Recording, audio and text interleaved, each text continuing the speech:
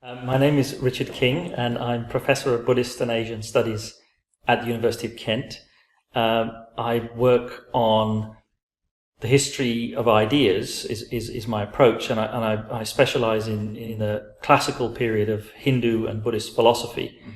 So I've written some works on that topic, but I'm also interested in how those traditions of thought have come to be interpreted and represented in the modern world, particularly through the more recent history of colonialism and how Western categories came to frame our understanding of what those traditions are about. So that has led me into the whole arena of post-colonial theory, and also reflecting upon some of the fundamental categories within the study of religion, such as the category of religion itself. So one of my interests is both how that category has been deployed and used in relation to Asian traditions, and asking questions about the consequences of that decision to use that category. More recently, my work has moved into exploring the intersection between capitalism and contemporary forms of spirituality.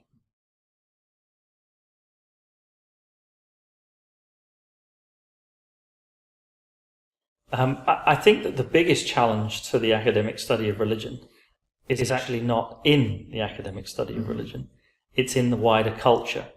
And certainly from the context of where I work in the United Kingdom, the challenge is actually the challenge of representing and defending the importance of the humanities in general in education. And for me, this is partly related to my interest in capitalism, because I think that what's happened is that the capitalism, particularly the kind of neoliberal economic discourse, which is a way of organizing the market, is increasingly extending beyond the economic realm and into the realm of culture. And so the justification for doing a university degree or studying a humanities subject is increasingly, well, will it get you a good job when you graduate from university? And what's the utility of it in a very, very narrow sense? And so I think that's the broader challenge. Within the field, I would say that in the 20th century, the study of religion has had to work very hard to distinguish itself from a much older tradition of the study of Christian theology.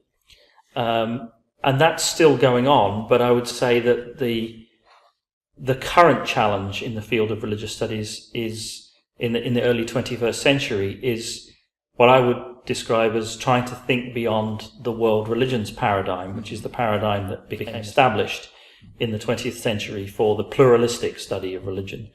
And the problems with that paradigm, I think, are becoming more and more apparent. Its monolithic approach to religious experience, and also one of the issues that I think is becoming very important in the field is the very notion of the religious itself, and how the religious is constructed in relation to something called the secular, and what's the politics behind those kinds of constructions.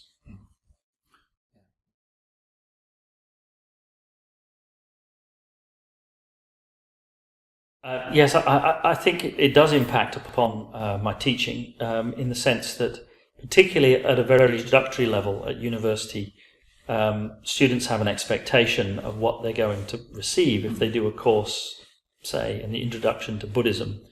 And it's largely built around the world religions paradigm. And so one of the tasks there is to get them to understand that you can't talk about Buddhism as a monolithic entity, and to see the complexity behind it, and also to see some of the problems with categorization and classification as themselves being part of the exercise of being a scholar of religion.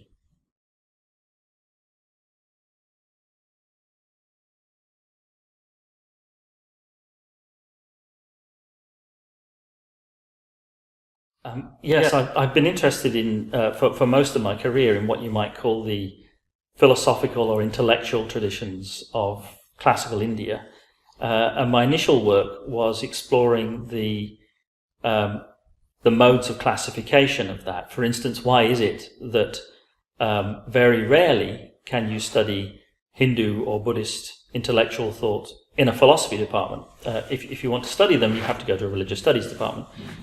So there's an issue of classification there in terms of taking seriously the intellectual reflections of a large proportion of the human population. And as I've moved forward in my work, one of the areas in the study of religion that is very important these days is theory. What theories do we apply to analyze the material that we're looking at? But one of the problems with them, and this is where my interest in post-colonial questions is relevant, is that the kinds of theorists and the kinds of theories and philosophies that we tend to draw upon as scholars are invariably from European thinkers, sometimes American thinkers, but overwhelmingly Western theorists. And that's not to say that those aren't relevant and don't have a lot of very, very useful tools that we can use. But when you only draw upon those cultures, you are inevitably going to carry forward certain assumptions about the nature of religion, for instance, because of the dominant position of Christianity within Euro-American culture.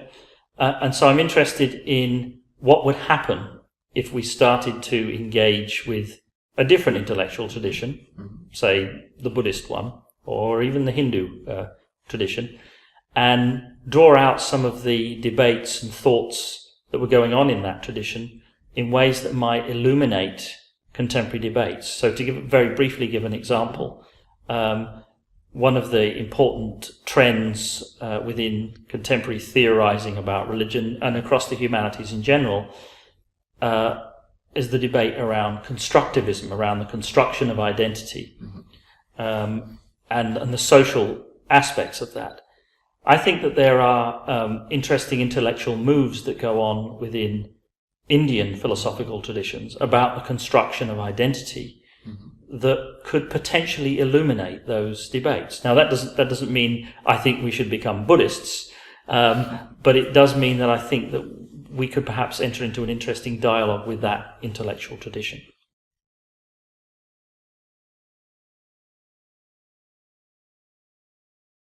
Yes, I think the role of the academic as the public intellectual is actually very important. There's a distinction I'd make, though, in that one of the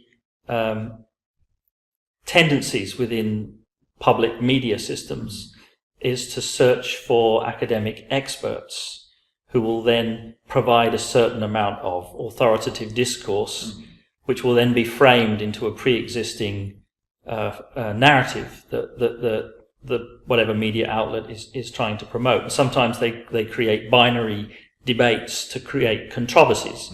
And I think that that's one of the dangers of academic work being brought into the public domain. But I'm very much in favour of the public intellectual tradition in the sense in which it unfolds, for instance, in the French intellectual context, where the public intellectual is often a critic of some mainstream idea or institutional practice, or in the US context, I'd think of someone like Noam Chomsky, where the role of the intellectual is actually to challenge prevailing ideas and assumptions and to make people think a little differently about them. So I think that's a very important part of what it is to be an engaged academic, and much of my work since the post-colonial work and the Selling Spirituality book has been about exploring some of the politics of the ways in which we represent the things that we discuss in religious studies.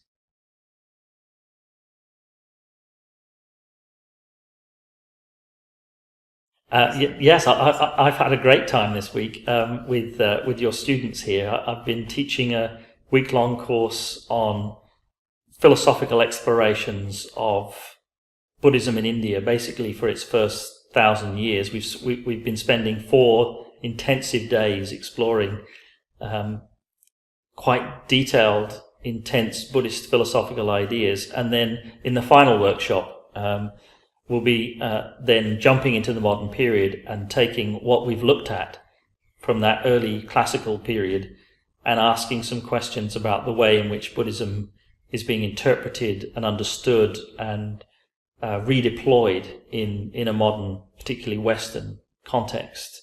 So we've been doing that, and that's been a lot of fun, and the students have been very engaged and very enthusiastic, which I'm very grateful for. And the lecture that I gave was on the shift that I perceived going on between, certainly within the field of the study of religion, from a discourse that focused upon the notion of mysticism and the mystical core of world religions, which was a dominant discourse in the late 20th century, and which has declined, and the fact that it's being replaced by a new category, the category of spirituality, which shows much less interest in tradition and religion in that kind of context, and is much more amenable to a kind of modern capitalist entrepreneurial self who customizes religion according to their own particular needs and interests. And so I explored that and asked some critical questions about that.